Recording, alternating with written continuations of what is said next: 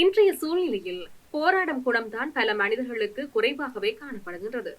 ஆபத்தான நேரங்களை எதிர்நோக்கும் போது தன்னம்பிக்கையை இழக்கும் பல மனிதர்களுக்கு இந்த நாய்க்குட்டியின் செயல் ஒரு எடுத்துக்காட்டாக அமைந்திருக்கிறது. இந்த நாய்க்குட்டி கிணற்றினுள் மாட்டிக்கொண்டு வெளிவர முடியாமல் தவிக்கும் அதே நேரத்தில் கூட தன் விடாமுயற்சியின் பலத்தால் அந்த சூழ்நிலையை கையாண்டு வெளியேறும் காட்சி தற்போது சமூக ஊடகங்களில் வைரலாகி வருகிறது.